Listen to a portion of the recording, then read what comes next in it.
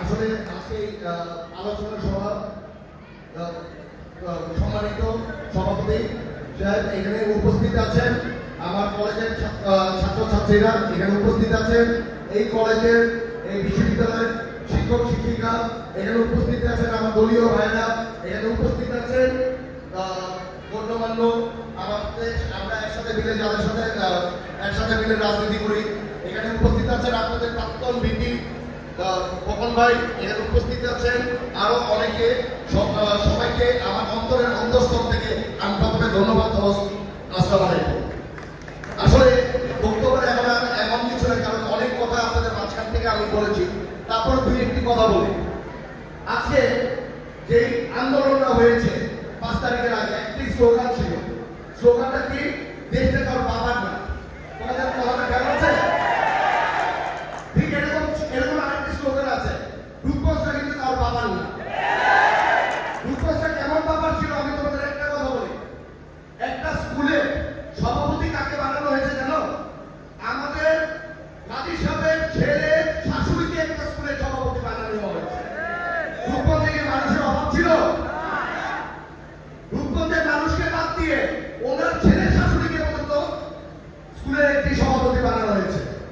আজকে এইভাবে করে শুধু রূপগঞ্জে প্রতিদিন আনাচে কোনাচে সব জায়গায় এরকম একটি অবস্থান করেছে, ওই পরিবারের বাইরে কারোর কোনো কথা বলার অধিকার ছিল না, কারণ ভেবেছে রূপগঞ্জ তার বাবা।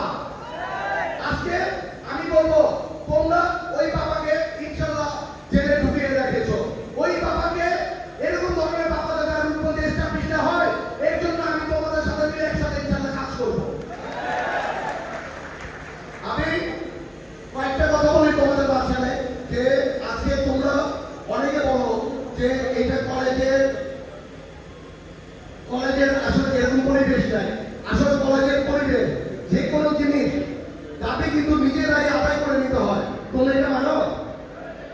তোমাদের দাবি তোমাদের বাইরে কেউ যদি আসে, তোমাদের যদি কেউ ডিস্টার্ব করে, আমি এখানকার ছাত্রদের একটি আবেদন জানাই যে তোমরা চেষ্টা করবা ওকে আটকে রাখার জন্য। ওকে আটকে রাখার দরকার পড়লে এখানে খোকন ভাই আছে, এখানে অনেকে আছেন আমাদের, যদি ওনাদের চালাবা যদি তারপর না হয় তোমরা আমাকে বলবো, ইনশাল্লাহ আমি এসে তোমাদের সাথে ইনশাল্লাহ বানায় রাখবো।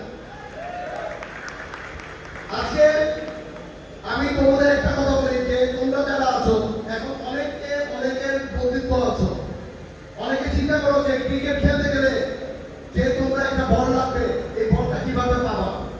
আজকে আমি আমার কথা বলি, তখনকার সময় আমাদের সময় একটা ক্রিকেট বলের দাম ছিল 110 টাকা থেকে 135 টাকা।